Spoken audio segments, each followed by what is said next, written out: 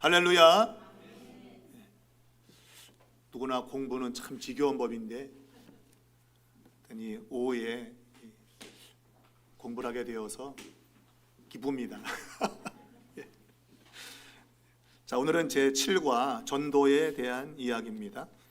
우리 앞에 있는 그 내용을 함께 읽겠습니다. 시작. 하나님을 사랑하고 그와 같이 이웃을 내 몸과 같이 사랑하는 사랑의 생활입니다. 이 사랑의 생활 중에 제일 귀한 것이 생명을 구하는 일입니다. 물에 빠져 죽어가는 사람의 육신의 생명을 구조하는 것이 귀한 일이면 지옥을 향해 달려가는 영혼을 구원하는 전도하는 일이야말로 더욱 귀한 일이기 때문입니다. 믿습니까? 근데 믿는데 이렇게 살지 않는 게 문제죠. 믿고는 있는데 이렇게 살지 않는 것이 문제 같습니다. 그러니까 믿음의 생활이라고 하는 것을 우리는 신앙생활 이렇게 볼 수 있겠죠. 신앙생활이란 주님 말씀한 대로 두 가지의 강령, 하나님 사랑과 이웃 사랑으로 집약이 되겠습니다. 하나님 사랑과 이웃 사랑, 이것을 우리의 삶 속에 실천하는 것은 바로 영혼을 구원하는 전도 행위죠. 전도가 실제로 하나님을 사랑하는 방법인 것이죠. 우리는 사랑이라고 하는 것을 다른 말로 하면 순종이죠. 순종. 하나님 말씀에 순종하는 것이 그분을 사랑하는 것일 겁니다. 그러므로 하나님의 말씀 명령을 이행하는 것, 실행하는 것이 하나님 사랑하는 것이죠. 그리고 이웃 사랑은 말 그대로 그들을 구원하는 일, 이게 전도죠. 이웃을 구원하는 일, 그것이 이웃을 사랑하는 일인 것이죠. 우리가 이 생명을 구하는 일만큼 귀한 것이 없죠. 이번에 심장병 살리는 그 운동에 우리가 동참하는 것은 정말 그것은 생명과 연결되어 있기 때문이죠. 심장이 뛰지 않는, 심장이 멈춰져 가는 그러한 사람들에게 생명을 불어넣는 일, 의미 있는 것이죠. 심장이 뛰지 않으면 죽지 않습니까? 그래서 참 이것은 귀하고도 귀한 일이다. 그래서 우리 성도들이 기쁘게 이 일에 동참을 하셨고 은혜롭게 잘 행사를 마쳤습니다. 자, 이 전도가 그렇게 우리가 귀중한 것을 알면서도 실제로 우리는 전도자의 삶을 살고 있는가 하는 걸 생각해 보면 또 그렇지 못한 그런 부분을 우리가 발견하게 됩니다. 자, 여러분은 이 전도가 생활 속에서 좀 나타난다고 여러분 스스로 생각하십니까? 나는 내 삶 속에 전도라고 하는 것이 초점이 그래도 분명하지는 않지만 어느 정도는 그래도 잡혀 있다라고 생각하시는 분, 안 보이지만 새끼손가락 한번 들어봐. 새끼손가락. 안 보이게 새끼손가락. 여러분에게 묻는 거죠. 양심에게 묻는 거죠. 과연 나는 전도라고 하는 것에 초점을 두고 내가 살고 있는가? 그러니까 거기에 전력을 다할 수는 없지만 그래도 내 삶의 일정 부분이 전도라고 하는 것에 초점이 맞춰져 있는가? 그러나 실제로 잘 맞춰져 있지 않는 모습이 허다한 것이죠. 내 눈에 직접 생명을 잃어가는 사람이 있다면 여러분은 그 사람을 살리겠습니까? 아니면 지나치겠습니까? 모르겠는데요. 그때가 돼봐야 알죠. 뭐 이런 건가요? 당연히 생명을 잃어가는 사람이 있다면 살리겠죠, 그죠? 우리가 가끔씩 TV에서 보면 뭐 이렇게 선행한 사람들, 특별히 이게 위험에 처한 사람들, 특별히 심장이 멈춘 사람 막 눌러서 아니면 심장 박동을 하게 하는 그런 일 한 사람들, 우리가 이게 인터뷰도 하고 막 아유 그거 다 하는 거예요. 누구나 다 한 건데 그걸 뭘 나한테 그래요. 뭐 이러는데 여러분도 마찬가지로 여러분 눈앞에 그런 일이 있다면 여러분도 아마 그렇게 하겠죠, 그죠? 그런데 우리가 영적인 눈으로 보면 실제로 예수를 믿지 않은 사람들은 다 죽은 자들이죠, 사실은. 죽은 자들이죠. 근데 근데 살아있을 동안에 그들이 예수를 믿는다면 그들은 살 수 있죠. 그런데 그 살릴 수 있는 기회가 있는데도 불구하고 그들을 살리지 못한다면 우리는 오늘 본문 나오지만 우리에게 주어진 사명을 우리는 망각하고 있는 것이다. 어쩌든지 우리의 삶의 부분은 생명을 살리는, 영혼을 살리는 그런 일에 초점이 맞춰져야 된다 하는 것입니다. 혹시 최근에 여러분 누군가에게 예수님을 소개해 본 적이 있으신가요? 있다면 누가 잠깐 좀 얘기해 볼 분 있어요? 난 이렇게 누군가에게 예수님을 소개한 적이 있다. 있으면서도 이제 좀 부끄러워서 얘기 못하는 거죠? 없는 건 아닌데. 맞아요. 우리는 너무 부끄러워해. 그걸 참 말하기가 참 곤란해.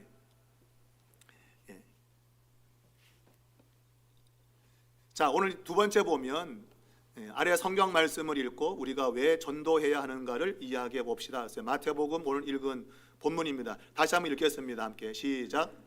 예수께서 나와 말씀하 이르시되 하늘과 땅의 모든 권세를 내게 주셨으니 그러므로 너희는 가서 모든 민족을 제자로 삼아 아버지와 아들과 성령의 이름으로 세례를 베풀고 내가 너희에게 분부한 모든 것을 가르쳐 지키게 하라. 볼지어다 내가 세상 끝날까지 너희와 항상 함께 있으리라 하시니라. 아멘. 이것은 직접적인 전도의 명령입니다. 이 전도의 명령, 우리 이것을 지상명령이라고 말합니다. The Great Command라 그러는데 위대한 가장 큰 명령, 우리가 이제 한자로는 지상명령이라는데 어떤 분에게 이게 지상명령이랬더니 땅에 계실 때 하신 명령인가 보다. 그러니까 승천하고 이제 안 계시니까 승천하기 전에 땅에 계실 때 하신 명령인가 보다, 그렇게 지상이라는 말을 쓰는데 그게 아니죠. 지상은 지극할 지자에다가 윗상자거든요. 그러니까 상은 상인데 지극히 위에 있는, 그러니까 이것보다 큰 명령이 없다 그 얘기예요. 그 지상이에요. 지상. 이것보다 높은 데 있는 명령은 없다. 가장 높은 명령이다. 그런 의미로 지상명령 이렇게 이야기를 하지요. 그리고 다른 말로 이제 흔히 예수님의 승천 전 마지막 유언이다 그렇게 말씀하죠. 유언이며 동시에 명령이다 그렇게 이야기를 합니다.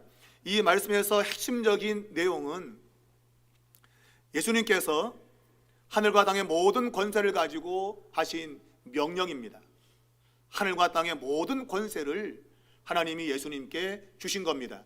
하늘과 땅의 모든 권세, 이것이 어떤 권세일까? 어떤 권세일까요? 이 권세가 무슨 권세일까요?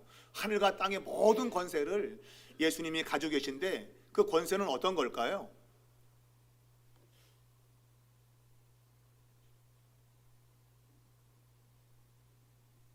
역시 부끄러워서, 아는데 부끄러워서 말을 못하는 것일 수 있어요.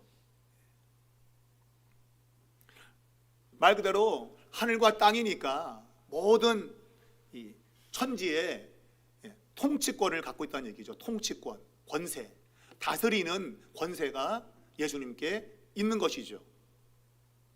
그러나 더 깊은 의미로는 하늘과 땅의 모든 권세를 말씀하시고 있는 이 예수님은 지금 부활하신 주님이시죠. 부활하기 전에 주님과 부활하신 이후의 주님은 물론 동일한 주님이지만 의미적으로는 차이가 있죠. 그러니까 주님이 죽으시고 부활하시기 전은 그냥 세상이죠. 그런데 죽으신 다음에 부활하신 그 시대는 새로운 질서가 작용하는 시대입니다.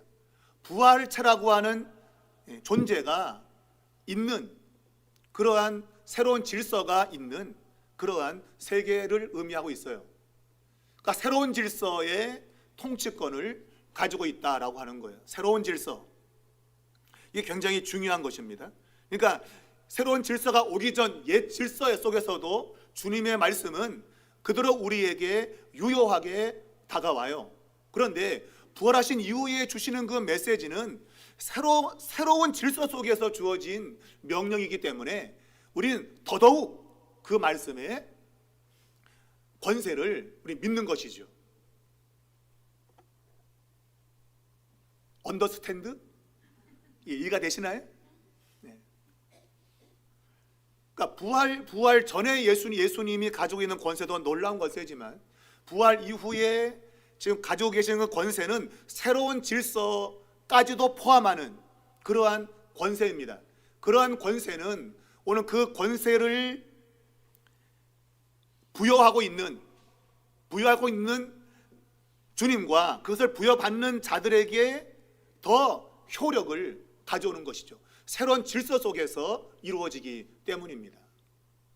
그러니 우리는 주님께서 부활 이후에 주신 이 명령의 효력을 확실히 믿고 우리는 이 말씀에 순종할 필요가 있는 거예요. 새로운 질서 속에서 주신 말씀이기 때문인 것이죠. 바로 그 핵심이 뭐예요? 네, 오늘 우리가 공부하는 것처럼 전도에 대한 겁니다. 도를 전하는 것입니다. 그래서 여기서 가장 핵심적인 내용은 제자로 삼아, 제자를 삼는다고 하는 동사입니다. 이게 주동사입니다. 주동사. 이 문장 전체에서 주동사가 제자를 삼는다는 것입니다. 그러니까 주님의 제자를 만드는 그 일을 우리에게 사명으로 주신 거예요. 자, 이 제자 삼는 것은 세 개의 분사에 걸려 있습니다. 그러니까 제자 삼는 것에 초점으로 모아지는 세 가지가 있는데 첫 번째가 가서라고 하는 분사예요. 가서. 두 번째가 세례를 베풀고, 그리고 세 번째가 가르치는 겁니다. 요게 제자를 삼는 데 있어 가지고 세 가지 분사로 걸리는 거예요. 근데 이 가운데서 가서라고 하는 것이 이 주 동사보다 앞에 나와 있어요. 다른 세례를 베푸는 것과 가르치는 것은 뒤에 나와 있어요. 이게 분사라고 한다면 어찌 보면 다 앞으로 뺄 수도 있을 텐데 가서를 앞으로 빼고 그리고 세례를 베푸는 것과 가르치는 것을 이제 제자를 만드는 것 뒤에다가 두고 있어요. 그러니까 이 제자를 만드는 것, 실제로 이것이 그 주동사인데 이게 핵심적인 것인데 그것을 이루기 위해서 세 가지가 필요한데 그 가운데 가장 우선권을 두고 있는 게 뭐냐? 그게 바로 이제 간다고 하는 거예요. 간다. 그게 맨 앞에 나와 있거든요. 똑같은 분사인데 이것이 이 주동사 앞에 나와 있어요. 강조하고 있는 거예요. 가라. 가라. 근데 우리는 어때요? 오라 그러죠. 그죠? 오라. 그래서 우리가 할 때 보면 오라이 오라이 오라이 오라이를 말해야지 가라이 가라이는 안 한단 말이에요. 오라이 오라이. 주님의 명령의 핵심은 가는 거예요. 가는 거. 가지 않고 전도가 이루어지는 법은 없는 거예요. 가는 것이 굉장히 큰 강조점을 이 문장 속에서 가지고 있는 겁니다. 가야만이 되는 거예요. 가게 되면 거기에 이제 이것을 효과적으로 이제 사명을 이루게 하는 제자를 만드는 일이 벌어지는 것이죠. 그렇게 벌어지게 되는 근거가 뭐냐? 제자가 만들어지는 근거가 뭐냐? 그것은 바로 주님이 주신 권세. 첫 번째는 권세가 있기 때문이에요. 권세가 있고 두 번째는 주님이 항상 함께 하시기 때문이에요. 이 두 가지가 근거입니다. 이 사명이 이루어지는, 제자를 삼는 사명이 이루어지는 근거는 그분이 우리에게 주신 권세 그리고 함께 하심, 이게 근거가 되는 거예요. 그래서 가기만 하면 하나님의 역사는 따라오는 것이죠. 문제는 가는 게 어려운 거야. 가는 게 어려운 거야. 가는 게. 간다는 얘기는 나의 초점이 전도라고 하는 것에 맞춰져 있어야만 갈 수 있는 거예요. 이게 안 돼 있으면 안 가죠. 왜 가겠어요? 갈 필요가 없죠. 전도라고 하는 것이 내 삶에 초점이 잡혀 있어야 가는 일이 벌어지는 거예요. 물론 오는 것도 뭐 같은 의미이지만 그래서 성경은 가는 거에 방점을 두고 있어요. 가야 된다. 무조건 가야 된다. 가지 않으면 결국 제자를 삼는 일이 이루어지지 않는다. 그런 이야기를 하고 있는 거죠. 자, 세례를 베푸는 것, 이거는 삼위의 이름으로 세례를 베풀고, 그리고 가르치는 것은 이제 그 앞에 수식하고 있는 너희에게 분부한 모든 것, 주님께서 분부한 모든 것을 가르치는 겁니다. 결국은 이 분부한 모든 것을 가르치는 것에 사실은 초점이 있는 거예요. 제자가 되기 위해서는 물론 가는 것이 무척 중요해요. 그러나 가르쳐서 그것을 지키게 만들어야 제자가 되는 거예요. 세례만 주다가 되는 게 아니에요. 주님이 우리에게 분부한 것을 가르쳐서 지키게 만들어야 제자가 되는 거예요. 그러니까 거기에 온 초점을 기울이는 것이죠. 복음 전파도 물론 중요하지만 그 복음 전파에 나오는 결실, 곧 가르치고 지키게 하는 양육, 이것이 따르지 않으면 안 되는 거예요. 우리가 교회를 보면 그래요. 이 가르침과 양육이 안 되면 교회는 절대로 성장하지 않습니다. 아무리 행사를 많이 하고 뭐 그냥 데리고 와도 가르침과 양육이 안 되면 남아있는 사람이 별로 없어요. 안 남아 있어요. 마치 밀물이 딱 왔다가 썰물로 휙 나가는 것처럼 그렇게 빠져나갑니다. 그래서 우리가 데려오는 것도 물론 중요하지만 이 온 사람들이 안 나가야 된단 말이에요. 그러기 위해서는 가르치고 양육하는 일이 필수적으로 따라와야 되는 것이죠. 지금 우리가 이 오해 공부하는 것이 바로 그런 의미로 정말 중요한 거예요. 제대로 뭔가를 알아야 내가 신앙생활을 바르게 할 수 있기 때문에 그래요.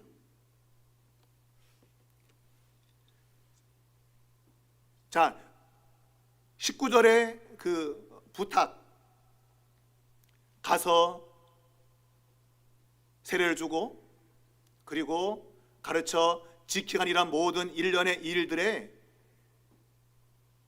근거는 아까 말한 대로 권세와 함께 하심의 역사인 거예요. 그러니까 이 함께 하신다고 하는 것이 너무 중요한 거예요. 효력을 발생하려면 주님이 우리와 함께 하셔야 돼요. 함께 하지 않으면 그냥 인간들끼리 모여갖고 그냥 지지고 볶고 놀다 끝나는 걸로 말아요. 주님이 함께 할 때 그것에 질서가 잡히게 되고 거기서 뭔가 그리스도의 정체성을 바르게 가지는 그런 일이 일어나는 거예요. 안 그러면 그냥 사람들만 모여서 그냥 놀다 그냥 끝나는 그런 판이 되고 마는 것이죠. 주님이 함께 하실 때에 새로운 질서가 잡히는 거예요. 여러분, 교회는 질서가 있어야 됩니다. 질서가 무너지게 되면 더 이상 그것은 하나님의 교회가 될 수 없어요. 교회는 질서 속에 있는 거예요. 각자에게 주어진 그 분량을 질서 있게 잘 감당하는 것이 교회의 모습이 돼야 되는 것이죠. 그러기 위해서는 내가 해야 될 것이 뭔가 하는 것을 알아야 돼요. 그런 것들을 말한 대로 전도를 해와서 그들을 가르치는 거죠. 요거 해야 돼, 요거 해야 돼 라고 가르쳐서 그 사람이 자기가 해야 될 것들을 분명히 인식하고 교회의 질서 속에 들어오는 것입니다. 자, 여기가 가르친다고 하는 그 내용, 분부한 모든 것 아닙니까? 마태복음에서는 우리가 5장, 6장, 7장 소위 산상수훈, 옛날에는 산상수훈 그랬는데 사실 지금은 보통 산상설교라고 하죠. 이게 설교입니다. 사실은 수훈이라고 하는 것은 약간 무슨 교훈적인 거 뭐 그런 의미인데 설교하고는 좀 다르죠. 그래서 이것은 주님의 설교죠. 산 위에서 하신 설교. 누가복음에는 평지설교. 똑같은 거의 비슷한 내용을 설교하고 있는데 그것은 산이 아니고 평지에서 한 걸로 나오죠. 누가복음에는. 그래서 평지설교라고 말해요.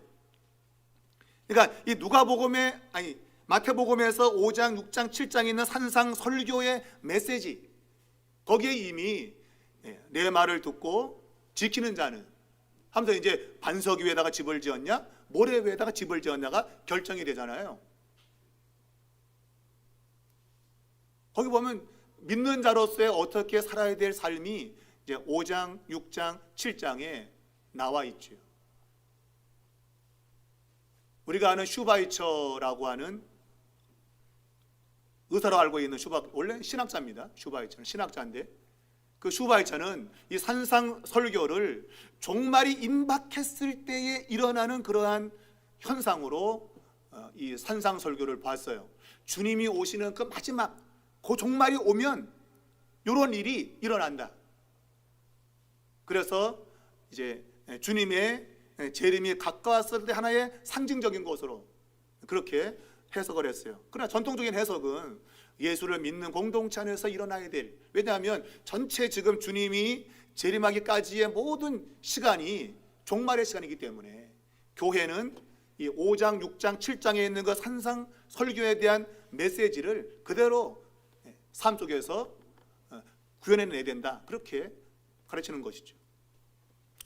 근데 참 그게 어려운 게, 누가 오른밤을 때리면 왼밤도 돌려대야 되는데 우린 그렇지 못하다 이거예요. 누가 나한테 그냥 오른밤을 때리면 그냥 여러분 어떻게 해요? 그냥 못 죽여서 안달이죠, 그죠? 그러니까 우리가 믿는 바하고 실제로 우리의 삶이 떨어져 있는, 괴리되어 있는 그러한 모습이 참 많습니다.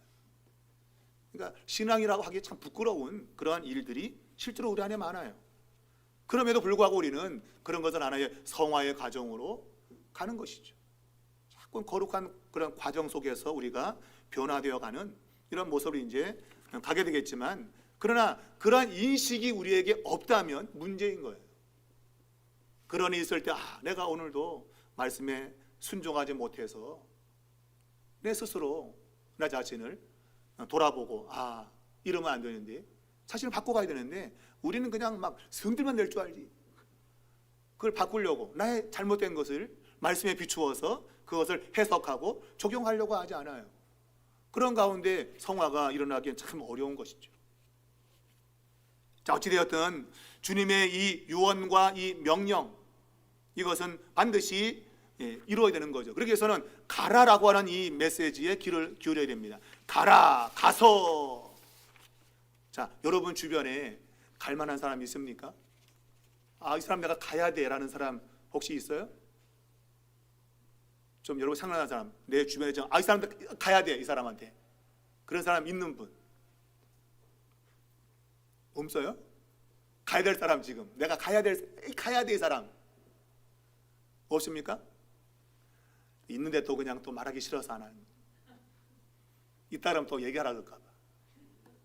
자꾸 여러분 나 자신을 오픈해야죠. 그래야 내가 도전을 받고 내가 말한 거에 책임을 지고 갈 거 아닙니까? 혼자 숨겨두면 그 실행을 못하죠. 없습니까? 오늘 내 주변에 이런 사람이 있는데 내가 가야 돼, 이 사람한테. 없어요? 우리 김은덕 권사님 뭘 손을 들까 말까 지금 막 그러신 것 같은데, 자, 한번 얘기해봐요, 권사님. 아니요? 근데 손을 자꾸 이렇게 들까 말까. 기가 가려워서. 기가 가려워서. 우리가 가야 될 사람은 물론 다 가야 되죠. 아무나 가야 되죠. 아무나. 그러나 아무라고 하는 것이 굉장히 어려운 거예요. 우리 식당 가서도 뭐 먹을래? 아무거나가 참 이게 어려운 거예요. 아무거나 시켜. 못 시킨다는 얘기예요. 그러니까 아무한테나 가지면 못 가는 거죠. 내가 정말 가야 될 필요가 있는 사람이 있단 말이에요. 그가 어려움을 겪고 있든지 아니면 내가 경험한 얘기를 들려주어서 그에게 뭔가 도움을 줄 그런 사람이 있단 말이에요, 주변에. 그래서 우리가 경험한 것들 가운데 하나님이 나를 통해서 그 사람에게 뭔가를 전달해 주고 싶은 그런 일이 보인단 말이에요, 여러분. 그런 거를 여러분이 잘 보셔야 돼요. 내 주변에 내게로부터 이 복음을 들어야 할 사람이 누가 있을까? 점검을 해야 되죠. 그래야 그 사람을 찾아갈 수 있는 거예요. 아무한테나 가지? 평생 못 가죠, 여러분. 평생 못 가죠. 그러니까 그 정해야 돼요. 도움이 필요한 사람이 누굴까를 살피셔야 돼요. 그래야만이 갈 수 있다. 여러분, 이걸 잘 기억하셔야 됩니다. 물론 모든 불신자에게 다 가야 되죠. 우리가 선택해서 가서 거기서 뭔가를 기대할 수 있겠지만 하나님의 역사는 우리의 또한 선택과 다른 방식으로 일어날 수도 있기 때문에 우리는 누구에게나 가야 돼요, 불신자에게. 그럼에도 불구하고 우리는 선택적인 나의 관심과 초점을 가지는 게 필요한 것입니다. 자, 4번 보면 아래의 성경을 찾아보고 나름대로 한 구절씩 각자가 해석하고 설명해 봅시다. 자, 성경 찾아보셨나요? 뭘 찾아봐요? 다 거기 써 있는데. 그리고 지금 한 번도 안 읽어보셨죠? 집에서 읽어보셔야지. 다음에 무슨 과 하구나. 그러면 한 번 좀 읽어보시고, 여기 써 있으니까 그냥 읽는데 그러지 말고 성경도 찾아보고 그렇게 하셔야지 공부가 되죠. 그냥 당일날 와서 여기 써 있는데 뭘 찾아요? 이러면 공부가 안 된다. 자, 제일 먼저 마가복음 16장 15절 읽읍시다. 시작. 또 이 시대 너희는 온 천하에 다니며 만민에게 복음을 전파하라. 여기서 핵심이 뭘까요? 핵심. 여러분 나름대로 해석하는 거예요. 여기서 이 문장에서 핵심이 뭘까? 야, 우리 신호자 권사님 뭘 하고 싶은 말이 있는 것 같아. 저를 쳐다보는 거 보니까. 이 문장에서 핵심이 뭐예요? 핵심. 권사님 생각하시기에.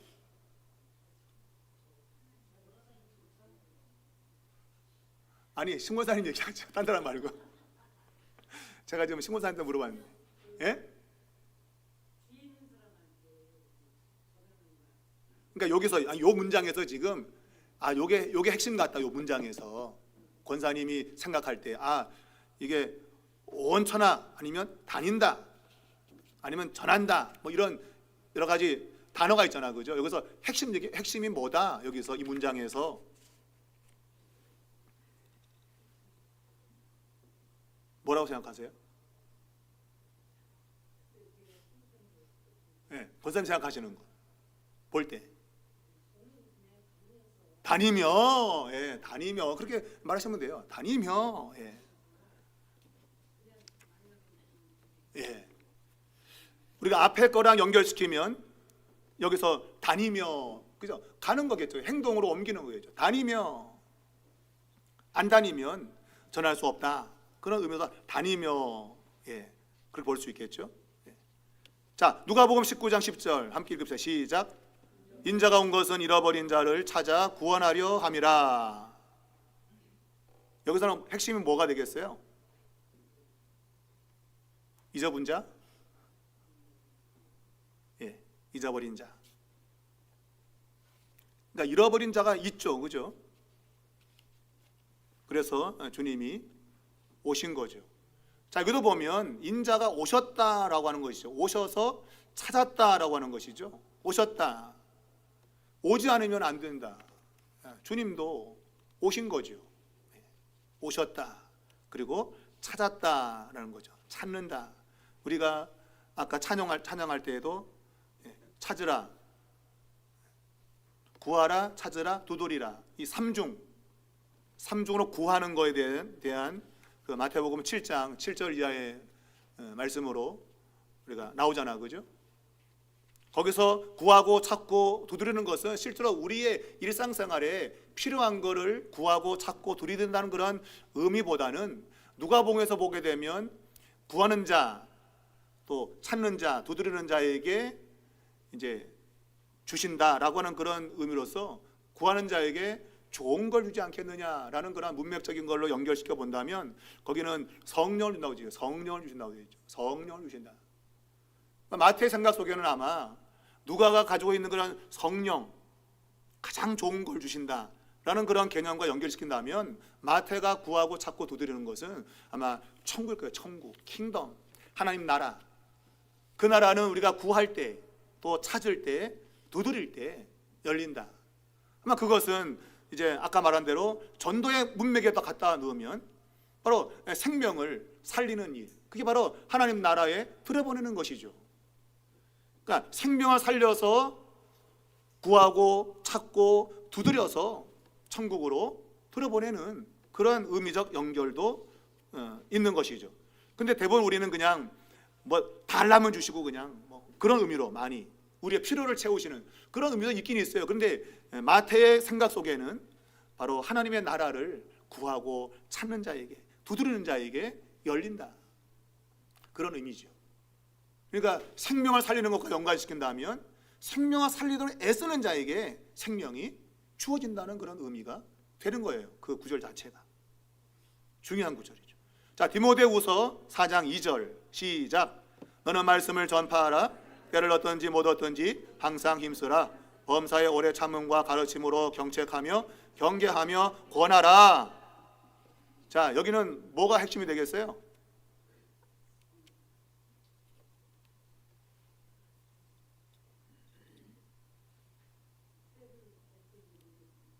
여기 전파하는 것인데, 근데 이제 항상 때를 얻든지 못 얻든지 항상, 바로 always, 항상 내 삶에서 항상 이 말씀을 전파하는 것, 이것이 우리 속에 있어야 되는 것이죠. 항상 이것을 초점을 두고 사는 것이 필요하다 볼 수 있겠죠. 로마서 1장 14절 16절 시작.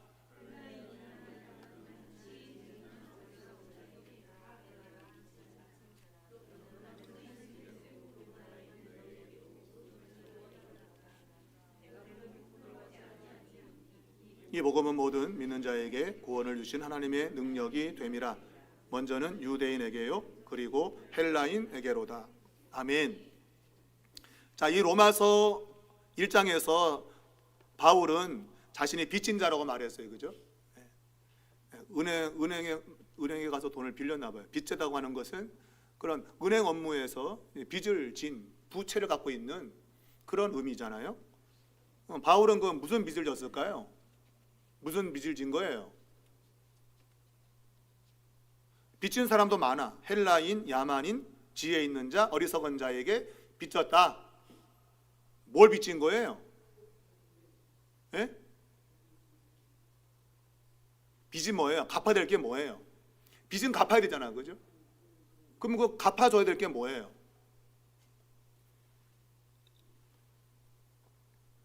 뭘 갚아야 돼? 예수님께 생명을 빚졌다.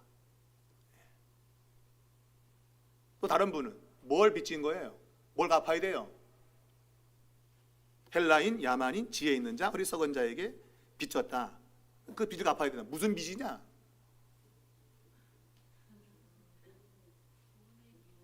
그렇죠. 복음이죠. 복음을 빚진 거예요. 그러니까 복음을 그들에게 갚아야 되는 거예요.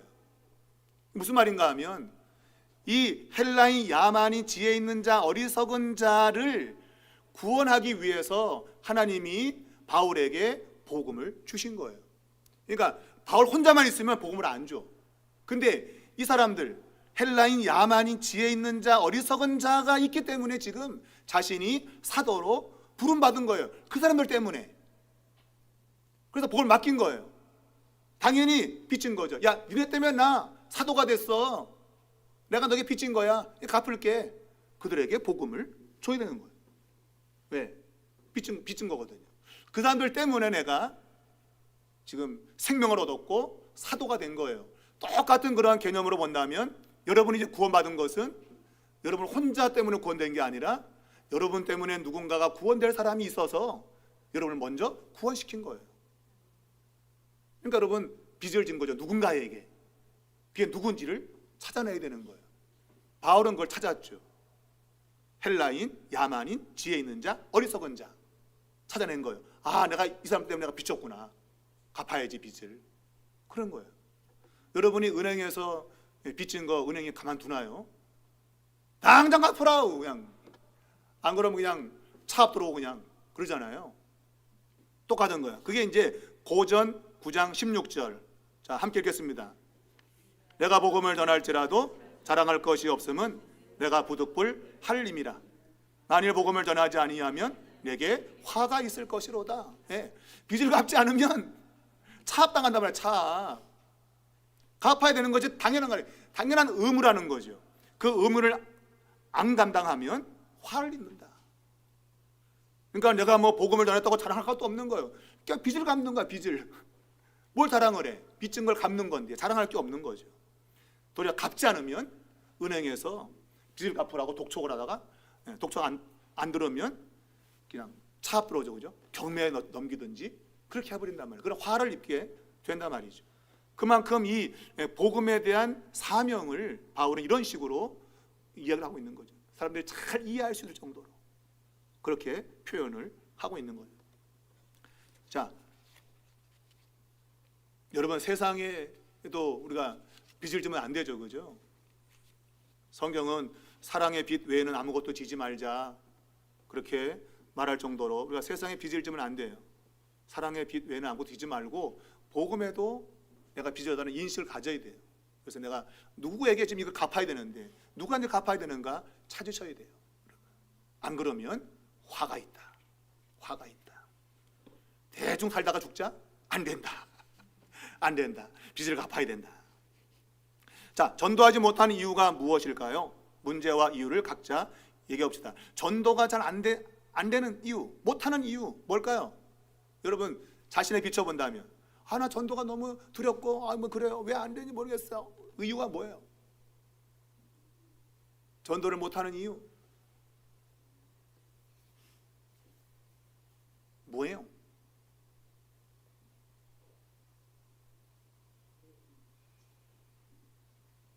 엄시우? 이유가? 무엇보다 우리에게 확신이 부족한 것이죠. 믿음의 확신이.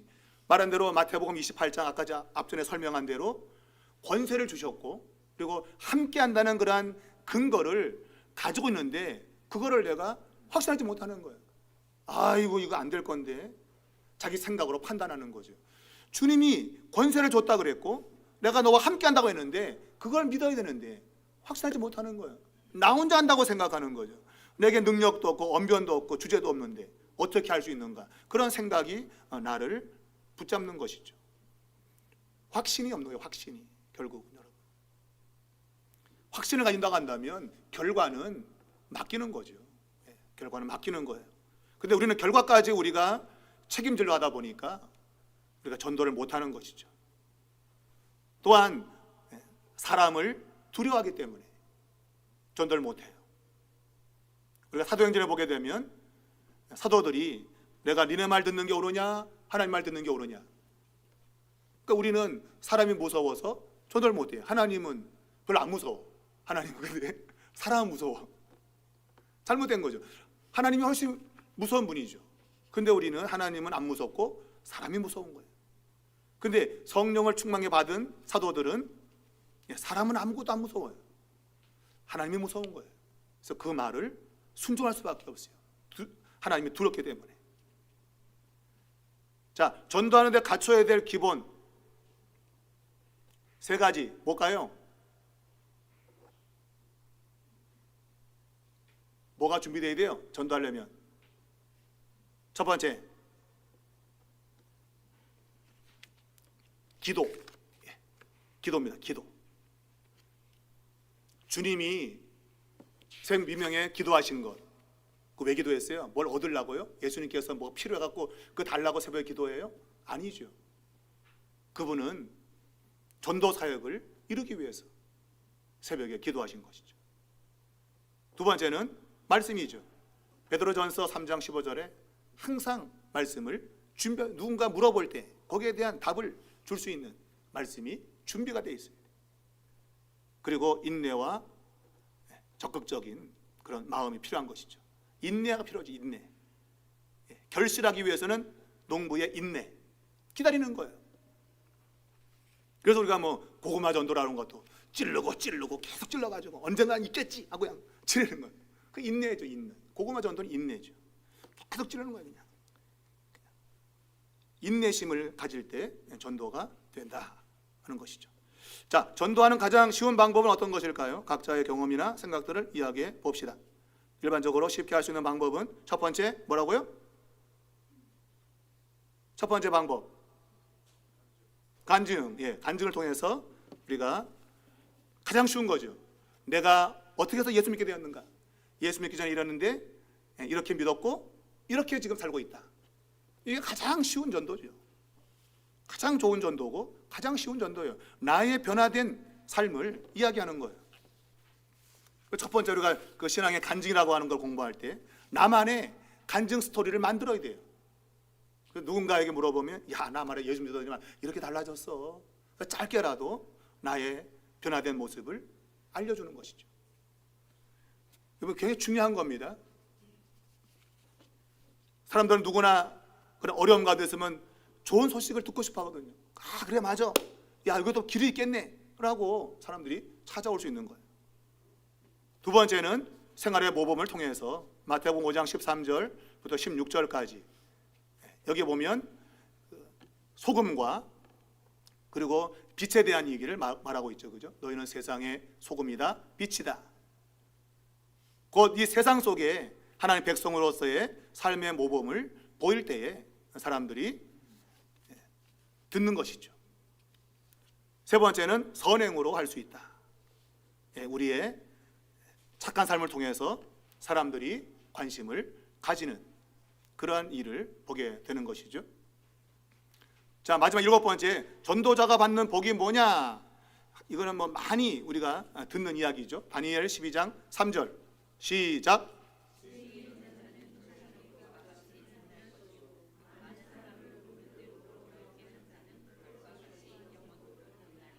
아멘. 자, 여기 보면 궁창의 빛, 또 별이라는 용어를 쓰고 있는데 이것은 탁월한 영예를 가리키는 겁니다. 탁월한 영예, 그 영예를 누리는 자, 그래서 바로 지혜 있는 자라고 되어 있죠. 그죠? 지혜 있는 자. 그래, 지혜 있는 자라고 하는 것은 하나님의 뜻이 무엇인가를 아는 자죠. 그래서 많은 사람을 옳은 대로 돌아오게 하는 자, 그게 가장 지혜로운 사람이에요. 내가 내 인생 가운데 가장 탁월하게 영광을 누리는 것이 과연 뭘까? 지혜로운 사람은 많은 사람을 옳은 길로 돌아오게 하는 거예요. 그게 가장 탁월하게 영예를 누리는 방법이라고 성경이 말하고 있는 거예요. 이 세상에서 누리는 것보다 훨씬 더 높은 탁월한 하늘의 스타가 되는 거죠. 빛, 별, 그런 영예를 누리게 되는 겁니다. 이것보다 더 큰 상급은 없는 것이죠. 그러니까 여러분, 복음의 그 결과, 이게 놀라운 거예요. 그런데 우리는 그것을 실제로 피부로 못 느끼기 때문에 잘 안 하는 거죠. 안 하는 거예요. 근데 그게 어리석은 거죠. 보이지 않는다고 여러분 없는 게 아니거든요. 성경이 약속한 대로 그대로 그런 날이 오게 되는 거예요. 그런 걸 위해서 살았던 사람들이 전도자입니다. 지금은 보이지 않지만 그러나 마지막 영원한 나라에서 영예를 누리는 가장 귀한 일, 그것이 생명을 살리는 일인 것이죠. 자, 마지막으로 영상 하나 보고 마칠게요. 자, 영상 하나 띄워주세요. 이것은 짐 엘리엇이라고 하는 순교자의 이야기입니다.